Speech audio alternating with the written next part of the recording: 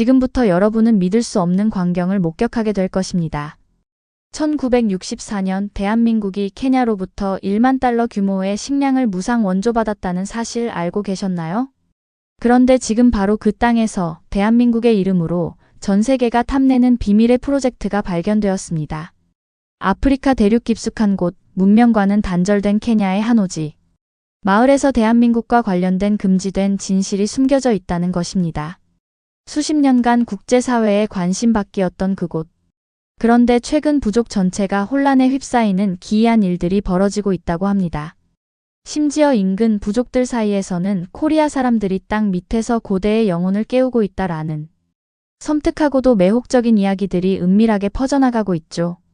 더욱 놀라운 것은 이 모든 사건의 배후에 코리아에서 온 정체불명의 기술과 사람들이 깊숙이 연관되어 있다는 충격적인 증언들입니다.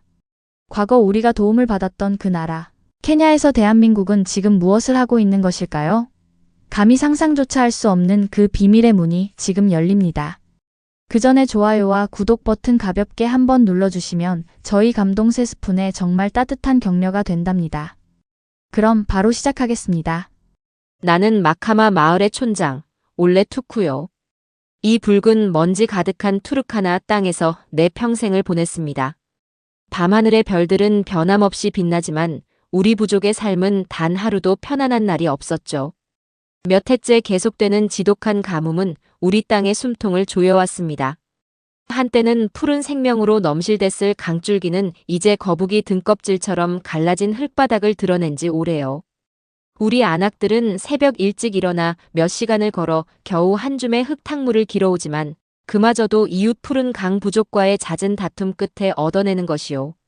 그 물은 짐승의 오물과 뒤섞여 아이들의 배앓이를 일으키기 일쑤였고 기력 없는 노인들은 말라가는 샘물처럼 쓰러져 갔습니다. 가축들은 또 어떻고요?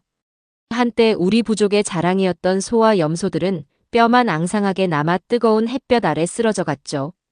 매일 밤 나는 조상들의 영혼과 위대한 정령 응가 있게 간절히 기도했지만 메마른 땅은 우리의 절규를 삼켜버릴 뿐이었습니다. 그러던 어느 날 우리 마을에 낯선 이방인들이 찾아왔습니다. 코리아라는 해가 뜨는 먼 동쪽 나라에서 왔다고 하더군요.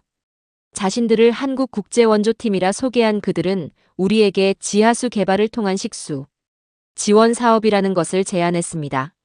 그들의 책임자라는 젊은 사내, 박선우라는 자는 우리 부족. 말을 할 줄 아는 젊은 통역사를 대동하고 와서 마치 하늘의 별이라도 따다 줄 것처럼 희망찬 이야기들을 늘어놓았죠. 태양의 힘을 이용하여 땅속 깊은 곳에서 깨끗한 물을 샘솟게 하겠다니 우리로서는 믿기 어려운 이야기였습니다. 이글거리는 태양은 우리에게 축복이 아니라 고통을 주는 존재였으니까요. 나는 그들의 제안을 듣고 깊은 시름에 빠졌습니다. 외부인의 도움이라는 것은 언제나 양날의 검과 같았기 때문이요. 과거 우리 땅에 발을 들였던 다른 부족 출신의 상인들은 달콤한 말로 우리 부족의 귀한 가축들을 헐값에 가져갔고 심지어 어떤 이방인들은 우리 부족의 오랜 관습을 무시하고 분란만 일으킨 채 홀연히 사라지기도 했습니다. 특히 물은 우리에게 가장 민감한 문제였죠. 우리 마카마 마을과 푸른 강 부족은 대대로 물 때문에 반목해왔습니다. 만약 우리가 새로운 물줄기를 찾게 된다면 분명 푸른 강 부족은 이를 자신들에 대한 위협으로 받아들여 또다시 피를 부르는 싸움을 걸어올지도 모르는 일이었습니다. 그런 불안감 때문에 나는 박선우라는 자에게 단호하게 말했죠. 이방인이여, 당신들의 그 번지르르한 약속, 우리는 이미 신물이 나도록 들어왔소. 당신들이 말하는 선행 뒤에는 언제나 우리가 치러야 할 대가가 숨어 있었지. 우리는 더 이상 당신들의 호기심이나 공명심의 대상이 되고 싶지 않소. 내 목소리에는 부족을 지켜야 하는 촌장의 책임감과 함께 과거의 아픈 기억에서 비롯된 깊은 경계심이 묻어났을 겁니다. 하지만 박선우라는 자는 물러서지 않았습니다. 그는 내 눈을 똑바로 바라보며 말했죠. 촌장님, 저희는 어떤 대가도 바라지 않습니다. 다만 저 메마른 땅에서 고통받는 아이들에게 깨끗한 물 한 모금을 선물하고 싶을 뿐입니다. 아이들이 더 이상 아프지 않고 건강하게 뛰어놀 수 있도록 돕고 싶습니다. 그의 목소리는 차분했지만 그 안에 담긴 진심은 작게나마 내 마음의 파문을 일으켰습니다. 그럼에도 나는 쉽게 마음을 열 수 없었죠. 당신들의 진심은 알겠으나 이 땅의 문제는 그리 간단하지 않소. 당신들의 작은 선의가 오히려 우리 부족에게 더 큰 재앙을 불러올 수도 있단 말이오. 나는 그에게 우리 부족이 처한 복잡한 상황과 푸른 강 부족과의 해묵은 갈등에 대해 설명했습니다. 그는 내 말을 묵묵히 듣고 있었죠. 그날 저녁 나는 밤하늘의 별을 보며 깊은 고민에 빠졌습니다. 박선우라는 자의 눈빛은 이전의 다른 이방인들과는 어딘가 달라 보였습니다. 그의 말에는 거짓이나 꾸밈이 없어 보였죠. 하지만 섣부른 결정은 부족 전체를 위험에 빠뜨릴 수도 있었습니다. 그때 마을의 젊은 전사들이 다급하게 나를 찾아왔습니다. 박선우 일행 중 한 명이 아이들에게 다가가 무언가를 건네주려 했다는 것이요. 나는 즉시 그곳으로 달려갔습니다.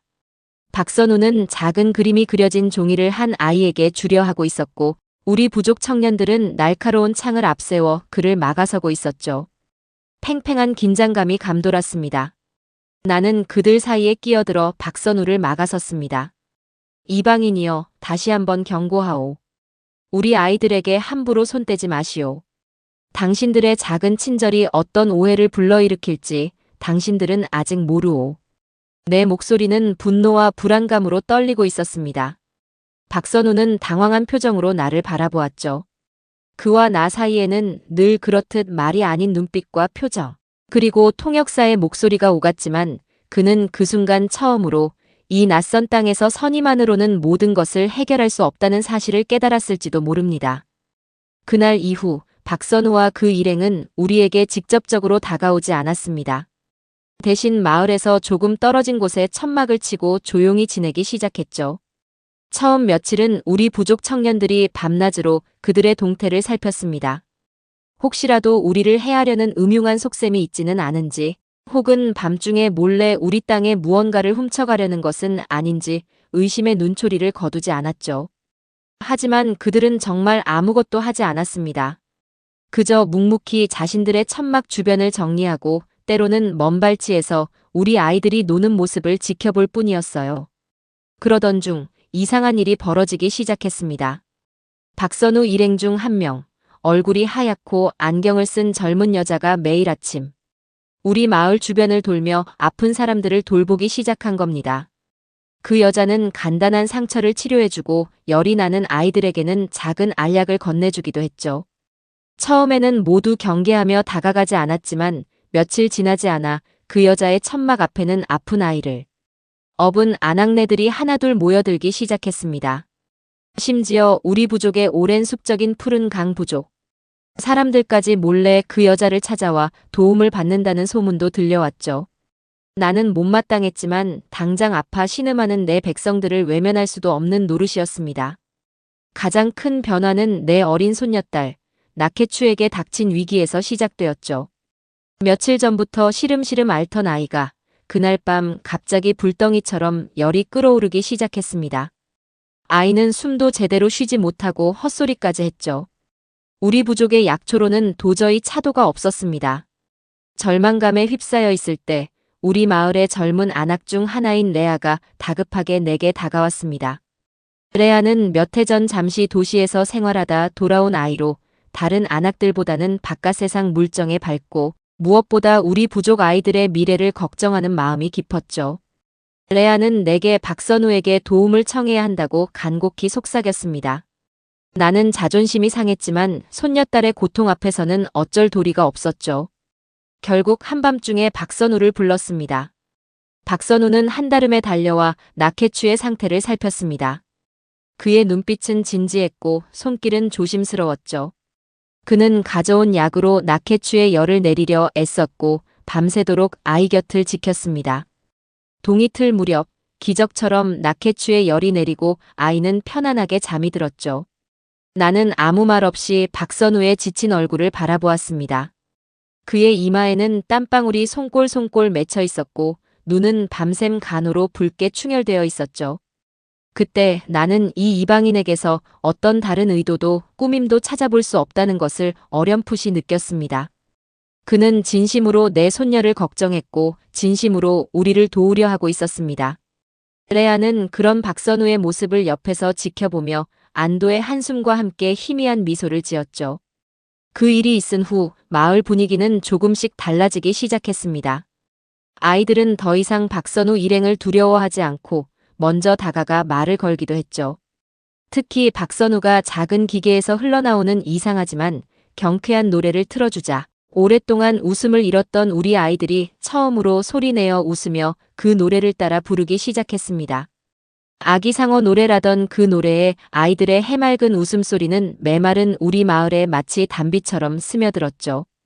어른들도 그 모습을 보며 조금씩 마음의 빗장을 열기 시작했습니다. 레아는 그런 변화를 누구보다 기뻐하며 박선우 팀과 마을 사람들 사이에 작은 다리 역할을 하기 시작했죠. 며칠 뒤 나는 박선우를 다시 불렀습니다. 그의 눈에는 여전히 피곤한 기색이 역력했지만 어떤 희망 같은 것이 반짝이고 있었죠. 나는 그에게 물었습니다. 박선우, 당신들이 진정으로 우리를 돕고 싶다면 무엇을 해줄 수 있소? 그는 잠시 침묵하더니 품에서 작은 그림 한 장을 꺼내 내게 건넸습니다. 그것은 아주 어린아이가 그린 듯한 서툴지만 정성스러운 그림이었죠. 맑은 물이 샘솟는 우물가에서 우리 부족 아이들과 코리아 아이들이 함께 손을 잡고 웃고 있는 모습이었습니다. 촌장님, 저희는 이 그림처럼 마카마 마을 아이들이 더 이상 목마름 때문에 꿈을 포기하지 않도록 돕고 싶습니다. 저 아이들의 미래를 위해 저희에게 기회를 주십시오. 그의 목소리는 낮고 진솔했습니다. 나는 말없이 그 그림을 한참 동안 바라보았죠. 그림 속 아이들의 웃음이 마치 내 손녀 나케추의 웃음처럼 느껴졌습니다. 어쩌면, 아주 어쩌면 이 이방인들이라면 정말로 우리에게 희망을 가져다 줄 수 있을지도 모른다는 생각이 아주 작은 불씨처럼 내 가슴 속에서 타오르기 시작했습니다. 결국 나는 우리 부족 원로들과 밤샘 회의 끝에 박선우 팀에게 제한적인 범위 내에서 지하수 탐사를 허락하기로 결정했습니다. 물론 반대도 거셌죠. 특히 우리 부족의 주술사인 음알리무는 펄펄 뛰며 반대했습니다. 그는 이 땅의 모든 것은 위대한 은가이의 뜻이며 인간의 하찮은 기술로 땅속을 헤집는 것은 신을 모독하는 행위라고 주장했죠. 그의 눈빛은 광기에 가까웠고 그를 따르는 일부 젊은이들도 불길한 기운을 내뿜었습니다. 하지만 나는 내 손녀 나케추의 맑아진 눈망울과 박선우가 보여준 그림 속 아이들의 환한 웃음을 외면할 수 없었습니다. 이것이 마지막 기회요. 만약 이번에도 실패한다면 다시는 이 마카마 땅에 그대들의 그림자도 비치지 않도록 하시오. 나는 박선우에게 엄중히 경고하며 우리 부족의 운명이 걸린 결정을 내렸습니다. 다음 날부터 박선우 팀의 움직임은 바빠졌습니다. 그들은 낯선 기계들을 마을 외곽의 넓은 공터로 옮기고 땅속 깊은 곳을 들여다보는 신기한 장비들을 설치하기 시작했죠. 우리 부족민들은 멀찍이서 그 모습을 지켜보았습니다. 기대와 불안감이 뒤섞인 눈빛이었죠. 레아는 박선우 팀과 우리 부족민들 사이를 오가며 서툰 통역으로나마 소통을 도왔습니다. 박선우는 시추 지점을 정하기 위해 며칠 밤낮으로 땅의 지도를 살피고 알 수 없는 계산들을 했습니다. 그의 얼굴은 진지했고 때로는 깊은 고뇌에 빠진 듯 보였죠. 드디어 첫 번째 시추 작업이 시작되던 날, 마을 전체가 숨을 죽였습니다. 거대한 드릴 이 굉음을 내며 붉은 땅을 파고들기 시작했죠. 먼지가 자욱하게 피어오르고 땅이 흔들리는 듯 했습니다. 아이들은 무서움과 호기심이 뒤섞인 눈으로 그 광경을 바라보았고 어른들은 초조하게 응가 있게 기도를 올렸습니다. 박선우와 그의 팀원들은 땀으로 온몸이 젖은 채 쉴 새 없이 움직였죠. 하지만 시간은 하염없이 흘러갔고 드릴은 끝없이 땅속으로 들어갔지만 그들이 말하던 생명의 물은 보이지 않았습니다. 해가 뉘엿뉘엿 넘어갈 무렵 박선우는 마침내 작업을 중단시켰습니다. 그의 얼굴에는 깊은 실망감과 함께 당혹감이 어려 있었죠. 죄송합니다, 촌장님. 예상치 못한 단단한 안반층이 발견되었습니다. 이곳에서는 물을 찾기 어려울 것 같습니다. 그의 목소리는 힘없이 갈라졌습니다.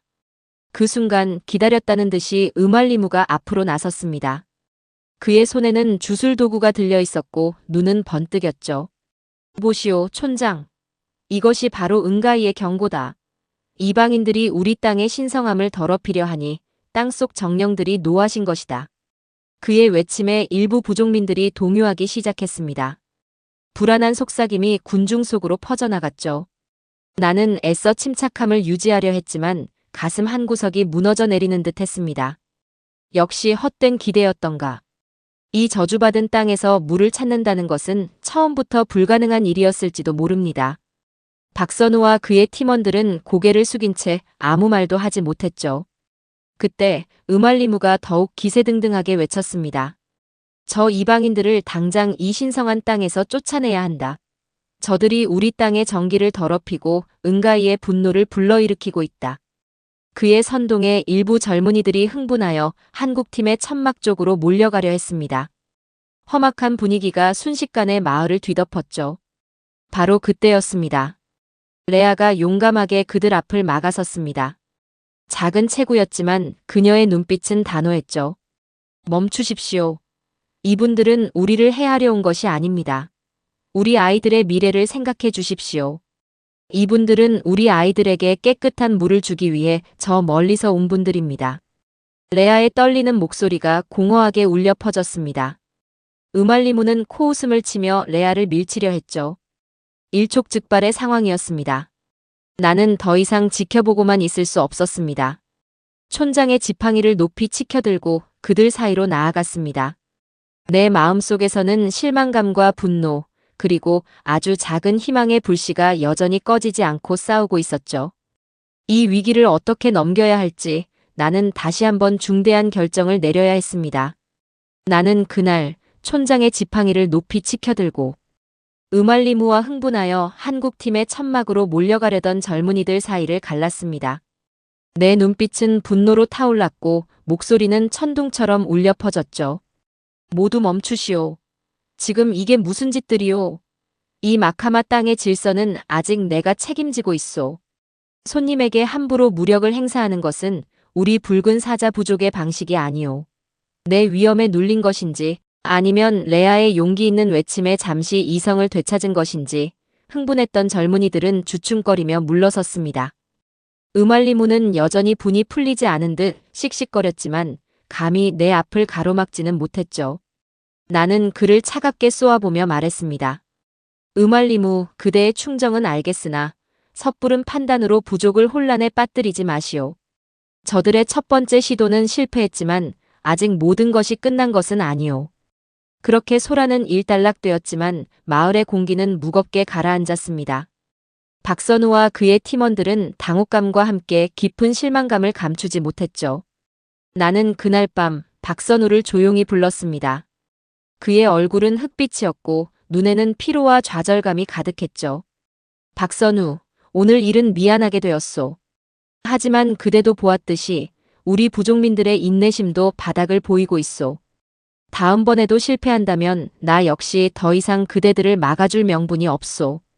내 말은 최후 통첩과도 같았습니다. 박선우는 한동안 아무 말 없이 땅바닥만 내려다보더니 이윽고 결연한 표정으로 고개를 들었습니다. 촌장님, 저희를 믿어주십시오.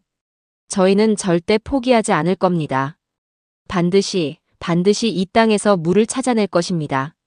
그의 목소리에는 절박함과 함께 어떤 확신 같은 것이 담겨 있었죠.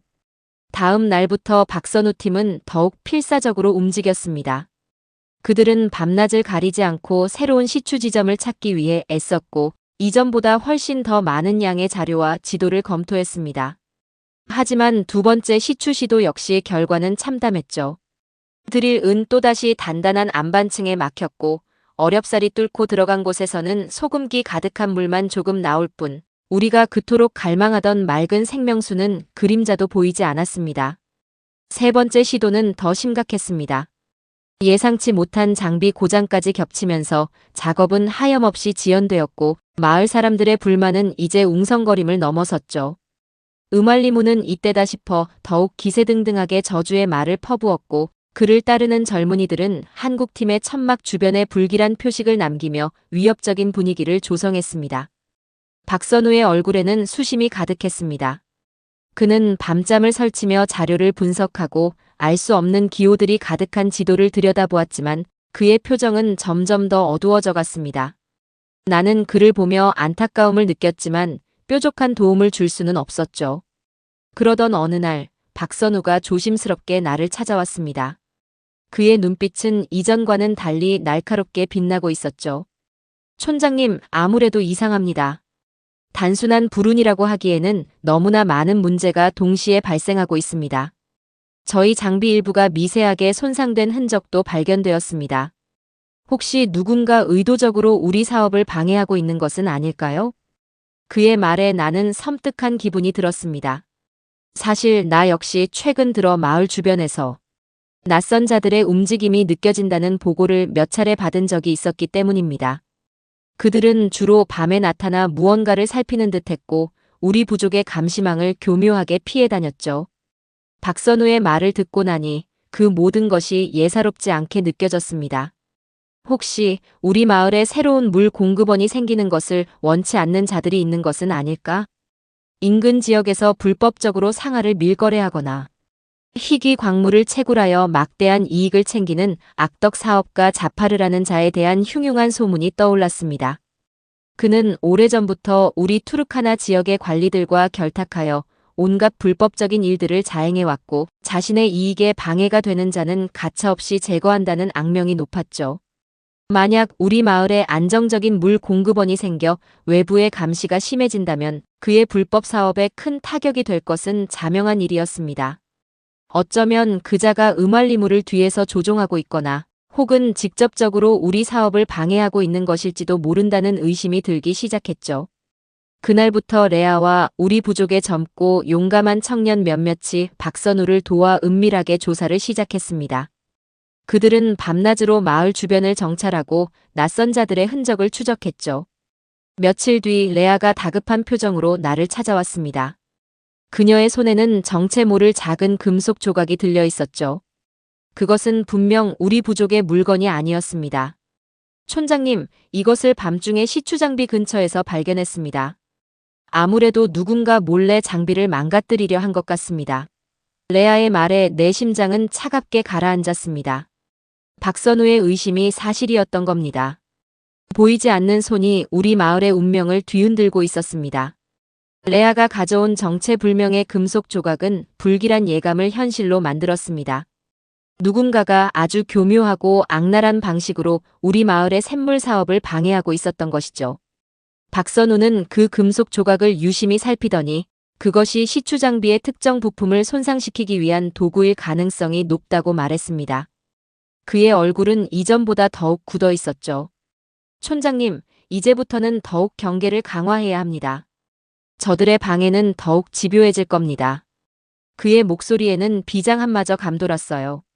아니나 다를까 그날 이후로 자파르의 방해 공작은 더욱 노골적이고 대담해졌습니다.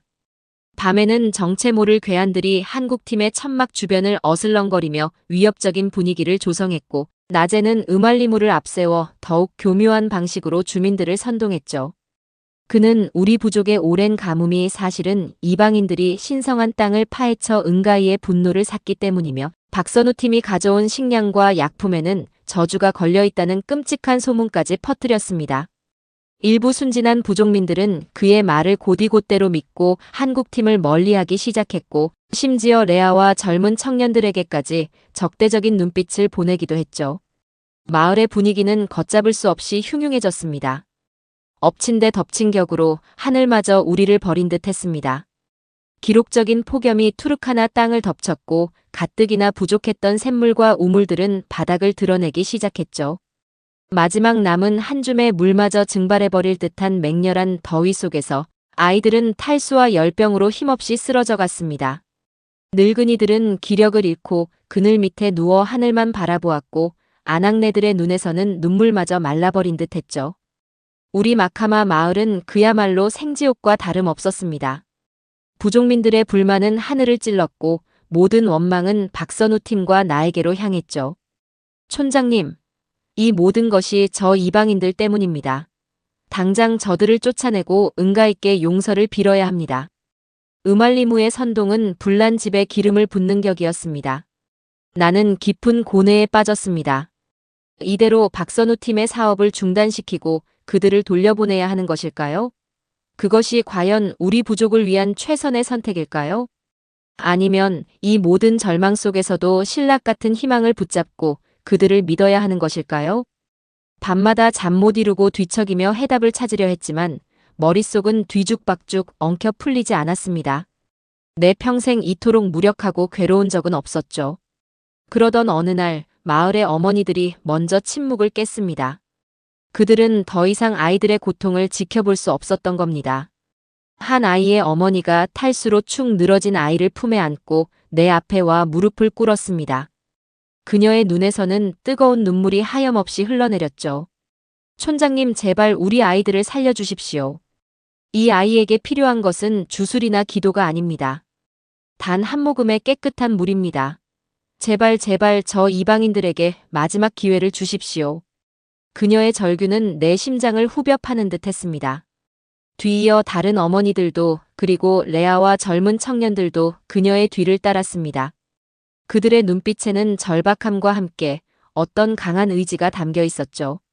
그들은 더 이상 음알리무의 선동에 휘둘리지 않았습니다. 그들은 자신들의 아이들을 그리고 부족의 미래를 스스로 지키기로 결심한 것이었습니다. 나는 그들의 모습을 보며 가슴 깊은 곳에서 뜨거운 무언가가 치밀어 오르는 것을 느꼈습니다. 그래, 이대로 무너질 수는 없다. 우리 부족의 운명은 우리가 결정해야 한다. 나는 자리에서 일어나 부족민 전체를 향해 외쳤습니다. 모두 들으시오. 지금 우리에게 닥친 이 시련은 은가이의 저주가 아니오. 이것은 우리의 의지를 시험하는 마지막 관문이다. 나는 저 이방인들을 믿겠소. 그리고 우리 스스로의 힘으로 이 절망을 이겨낼 것이오. 내 목소리는 온 마을에 울려 퍼졌고 부족민들의 눈빛이 다시 타오르기 시작했습니다. 그 순간 나는 보았습니다. 절망의 잿더미 속에서도 결코 꺼지지 않는 희망의 불씨를 말입니다. 나의 선언은 메마른 땅에 내리는 단비와 같았습니다. 절망에 빠져있던 부족민들의 눈빛에 다시금 희망의 불꽃이 타오르기 시작했죠. 음알리무와 그를 따르던 소수의 반대파들은 더 이상 목소리를 내지 못했습니다. 아니, 낼 수 없었죠. 부족 전체의 염원이 하나로 모아지는 것을 그들도 느꼈을 테니까요. 그날부터 우리 마카마 마을은 거대한 하나의 용광로처럼 뜨겁게 달아올랐습니다. 남자들은 박선우 팀을 도와 시추 장비를 옮기고 땅을 팠고 여자들은 음식과 물을 나르며 힘을 보탰습니다. 아이들까지 나서서 작은 돌멩이를 치우고 풀을 뽑았죠. 박선우와 그의 팀원들은 그런 우리들의 모습에 깊이 감동한 듯 했습니다. 그들은 더 이상 단순한 이방인 기술자가 아니었어요. 우리와 함께 땀 흘리고 함께 웃고 함께 절망하는 진정한 동료이자 친구가 되어가고 있었죠. 박선우는 우리에게 시추 기술의 기초를 가르쳐주기 시작했습니다. 처음에는 서툴고 어색했지만 우리 젊은이들은 놀라운 속도로 기술을 익혔습니다. 그들의 눈빛은 배움에 대한 열정으로 반짝였죠. 우리 역시 그들에게 부족 대대로 내려오는 지혜를 아낌없이 나누어 주었습니다. 땅의 기운을 읽어 물길을 예측하는 법, 별의 움직임을 보고 날씨를 점치는 법, 그리고 이 척박한 땅에서 자라는 약초로 더위와 피로를 이기는 방법까지. 서로 다른 지혜와 기술이 만나면서 우리는 이전과는 비교할 수 없는 강력한 힘을 갖게 되었습니다. 어느 날 저녁 고된 하루 일과를 마치고 모두 지쳐 모닥불 주위에 둘러앉아 있을 때였죠. 박선우 팀의 젊은 단원 하나가 아이들에게 재미있는 코리아 이야기를 들려주기 시작했습니다. 아주 먼 옛날 코리아라는 나라에도 우리처럼 동물들과 이야기를 나누고 자연의 이치를 따르던 시절이 있었다고요. 그 단원은 익살스러운 표정과 몸짓을 섞어가며 토끼와 거북이 이야기를 들려주었습니다.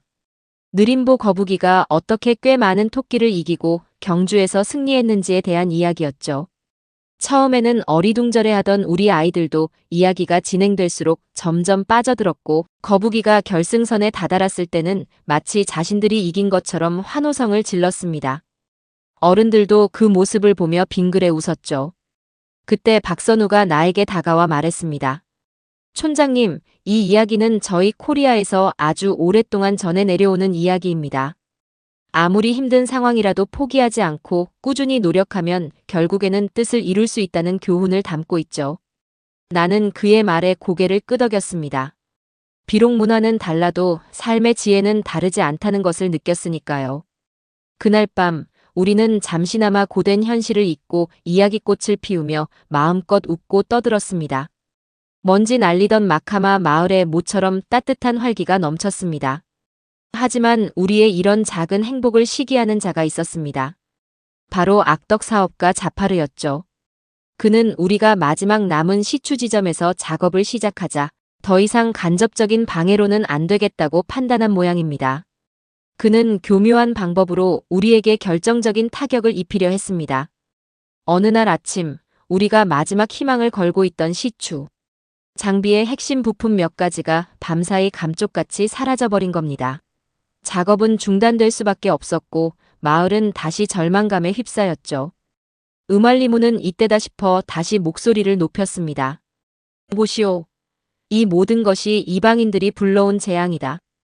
은가이께서 마침내 우리에게 마지막 경고를 내리신 것이다. 그의 선동에 일부 부족민들은 또다시 동요하기 시작했고 박선우 팀은 망연자실한 표정으로 사라진 부품 자리를 허망하게 바라볼 뿐이었죠. 바로 그때 레아가 다급하게 나를 찾아왔습니다. 그녀는 며칠 전부터 자파르의 부하들이 음알리무의 조카들과 마을 외곽에 버려진 움막에서 몰래 만나는 것을 이상하게 여겨 지켜보고 있었다고 합니다. 그리고 어젯밤 그들이 시추장비 근처에서 무언가를 주고받는 것을 우연히 목격했고 날이 밝자마자 그들이 만났던 움막 근처를 살폈다고 했죠. 그곳에서 레아는 음알리무의 조카들이 평소에는 절대 가질 수 없는 자파르가 차고 다니던 것과 똑같은 은장식, 칼집과 함께 시추장비에서 나온 것으로 보이는 기름 묻은 쇠붙이 조각들을 발견했던 것입니다. 그것은 자파르가 그들을 매수하여 부품을 훔쳐내도록 사주했다는 명백한 증거였죠. 나는 분노를 참을 수 없었습니다. 당장 음알리무와 그 조카들을 불러 추궁했습니다. 처음에는 완강히 부인하던 그들도 레아가 내민 은장식 칼집과 기름 묻은 쇠붙이 조각들 앞에서 결국 모든 사실을 털어놓고 말았죠. 자파르는 그들에게 약간의 돈과 식량을 주고 사업이 실패하면 더 많은 것을 주겠다고 약속했던 것입니다. 배신감과 실망감에 온 마을이 술렁였습니다. 나는 그 자리에서 음알리무를 주술사 자리에서 파면하고 그의 조카들에게는 엄한 벌을 내렸습니다. 그리고 부족민 전체에게 선언했죠. 우리의 진정한 적은 가뭄이나 이방인이 아니라 우리 안의 탐욕과 불신이다. 더 이상 속임수에 놀아나지 않겠다. 모든 진실이 밝혀지고 내부의 배신자들이 처벌받자 마을은 다시 안정을 되찾았습니다. 그리고 바로 그때 기적 같은 소식이 들려왔습니다. 박선우 팀이 밤새 사라진 부품을 대체할 방법을 찾아냈고 얼마 전 우리 마을의 어려운 사정을 듣고 안타까워했던 투르카나 주의 지역개발 담당 오켈로 국장이 직접 긴급 지원 물품을 싣고 오고 있다는 것이었죠. 레아가 박선우 팀과 상의하여 몰래 오켈로 국장에게 연락하여 우리의 절박한 상황과 자파르의 악행에 대해 알렸고 정의감 넘치는 오켈로 국장이 즉시 도움의 손길을 보내준 것입니다. 모든 시련이 지나가고 우리는 다시 시추 작업을 시작했습니다. 이제 우리 곁에는 든든한 정부의 지원과 함께 더욱 굳건해진 믿음과 희망이 있었죠. 그리고 마침내 모든 이들의 염원이 하늘에 닿았던 것일까요? 마지막 남은 시추공에서 거대한 물줄기는 아니었지만 가늘지만 꾸준하게 솟아나는 맑은 지하수맥이 발견된 것입니다. 그 순간 우리 모두는 환호성을 지르기보다는 서로를 부둥켜 안고 뜨거운 눈물을 흘렸습니다. 그것은 기쁨의 눈물이자 감사의 눈물이었고 그리고 마침내 해냈다는 안도의 눈물이었죠. 나는 떨리는 손으로 박선우의 손을 잡았습니다. 박선우 우리가 해냈소. 내 목소리는 감격에 겨워 제대로 나오지 않았습니다. 박선우 역시 눈시울이 붉어진 채 나를 보며 환하게 웃고 있었죠. 그래요. 그것은 거창한 기적이 아니었습니다. 우리 모두의 땀과 눈물, 그리고 간절한 염원이 만들어낸 작지만 너무나도 소중한 결실이었습니다. 가늘지만 꾸준히 솟아오르던 그 지하수맥은 우리 마카마 마을의 새로운 역사를 쓰는 시작이었습니다. 박선우 팀은 지체할 시간이 없다는 듯 곧바로 본격적인 시설 공사에 들어갔죠. 그들이 가져온 신기한 태양광 판들이 하나둘 설치되고 땅속 깊은 곳에서 물을 끌어올릴 강력한 펌프와 물을 깨끗하게 걸러줄 정수 장치들이 제자리를 찾아갔습니다. 우리 부족민들은 그 모든 과정을 신기한 눈으로 바라보면서도 박선우 팀의 지시에 따라 묵묵히 힘을 보탰습니다. 이제 누구도 그들의 노력을 의심하거나 방해하려 들지 않았죠. 오히려 어떻게든 작은 도움이라도 되려고 애쓰는 모습이 역력했습니다. 며칠 밤낮으로 이어진 공사 끝에 마침내 우리 마카마 마을에도 안정적인 물 공급 시스템이 완성되었습니다.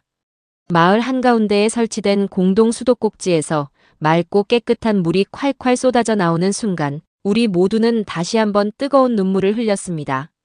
아이들은 환호성을 지르며 물줄기 속으로 뛰어들어 서로에게 물을 뿌리며 장난을 쳤고 아낙네들은 평생 처음 보는 깨끗한 물을 두 손 가득 받아 얼굴을 씻으며 감격에 겨워했죠. 그 물은 단순한 물이 아니었습니다. 그것은 우리에게 새로운 삶을 선물한 생명수였고 절망의 땅에 피어난 희망의 증거였습니다. 아이들은 더 이상 흙탕물을 마시지 않아도 되었고 끔찍한 피부병과 설사에서도 벗어날 수 있게 되었죠. 학교에는 아이들의 웃음소리가 넘쳐났고 그들의 눈망울은 배움에 대한 열정으로 반짝였습니다. 여성들은 물을 깃기 위해 하루의 절반을 허비하는 고된 노동에서 벗어나 그 시간에 작은 텃밭을 가꾸거나 아름다운 구슬 공예품을 만들며 생활의 활력을 되찾았습니다. 마을 곳곳에는 푸른 채소밭이 생겨나고 가축들도 깨끗한 물을 마시며 건강하게 자라났죠. 우리 마카마 마을은 그야말로 이전과는 완전히 다른 생기가 넘치는 새로운 곳으로 다시 태어났습니다. 얼마 지나지 않아 우리 마을에서는 관정 완공을 기념하는 소박하지만 의미 깊은 축제가 열렸습니다. 인근 부족의 대표 몇몇과 멀리 도시에서 온 오켈로 국장도 참석하여 우리의 기쁨을 함께 나누었죠. 나는 부족을 대표하여 박선우 팀장과 한국국제원조팀 단원들 한 명 한 명에게 우리 부족 최고의 예우를 갖춰 감사의 마음을 전했습니다. 우리 아낙네들이 밤새 정성껏 만든 가장 좋은 음식들을 대접하고 젊은이들은 감사의 의미를 담은 전통 춤을 추었죠. 나는 박선우에게 우리 부족의 용맹함과 지혜를 상징하는 사자 이빨 목걸이를 직접 걸어주며 그의 헌신과 노고에 진심으로 경의를 표했습니다. 박선우 팀장, 그리고 존경하는 한국국제원조팀 단원. 여러분은 우리 마카마 마을에 물을 준 것이 아니라 생명을 선물했습니다. 이 샘물은 이제부터 코리아의 샘이라 불릴 것이며 우리 붉은 사자 부족의 역사에 영원히 기록될 것입니다. 나의 선언에 모든 부족민들이 우레와 같은 함성으로 화답했습니다. 축제는 밤늦도록 이어졌습니다. 모닥불 주위에 둘러앉아 우리는 함께 음식을 나누고 이야기를 나누었습니다. 박선우 팀의 단원들은 우리 아이들과 함께 땅바닥에 그림을 그리거나 간단한 코리아의 놀이를 가르쳐주며 즐거운 시간을 보냈죠. 아이들은 낯선 이방인들의 말과 행동 하나하나에 신기해하면서도 금세 마음을 열고 그들을 따랐습니다. 특히 박선우가 아이들에게 코리아의 과자를 나누어 주자 난생 처음 맛보는 달콤함에 아이들의 얼굴에는 한바구음이 떠나지 않았죠.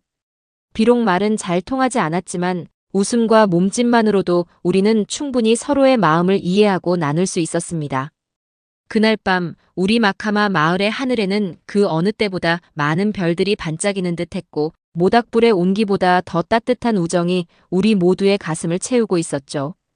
그날 밤 해질녘 노을이 아름답게 물든 하늘 아래 새로 만들어진 공동 빨래터에서 우리 마을 아낙네들이 즐겁게 이야기를 나누며 함께 빨래하는 모습을 보았습니다.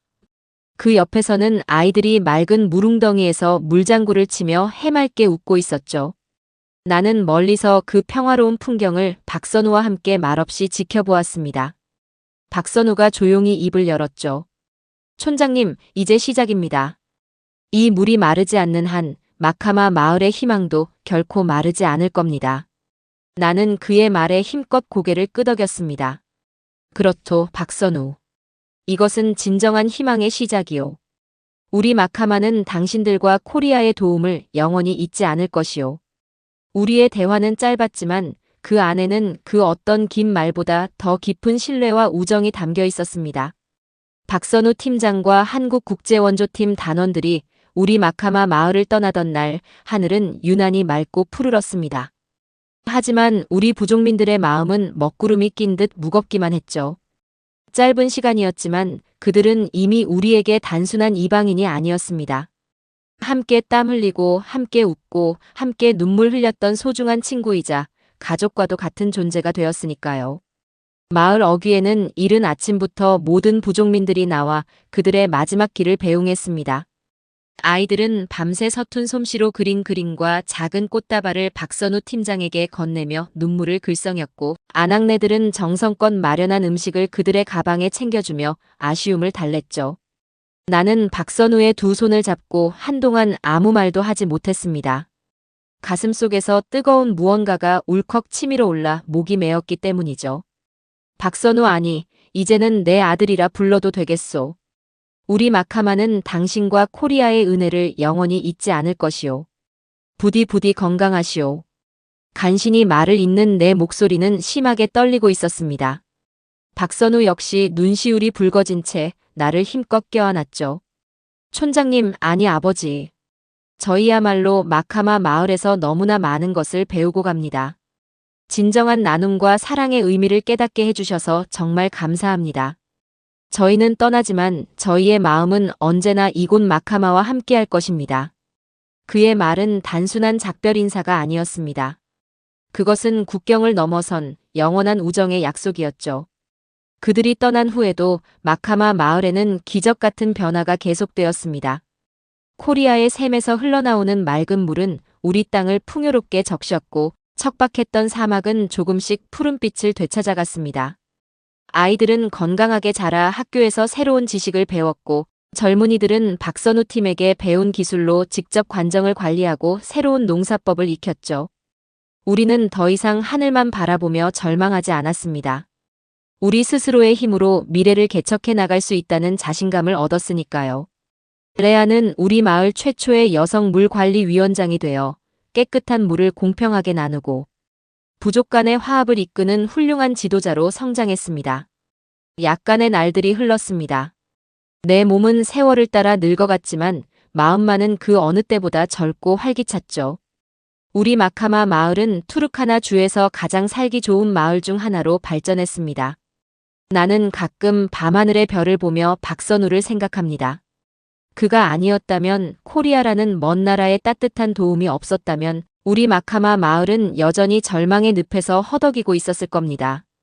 그들은 우리에게 단순한 물을 준 것이 아니었어요. 그들은 우리에게 살아갈 용기와 희망, 그리고 인간에 대한 믿음을 선물했습니다. 이제 나는 눈을 감아도 여한이 없습니다. 우리 아이들은 더 이상 흙탕물을 마시지 않고 굶주림과 질병의 공포에서 벗어나 마음껏 꿈을 펼치고 있으니까요. 언젠가 내 손녀 나케추가 자라서 코리아에서 온 친구들과 함께 이 코리아의 샘 곁에서 웃고 떠들 날을 그려봅니다. 그 생각만으로도 내 가슴은 벅찬 감동으로 가득 차오르죠.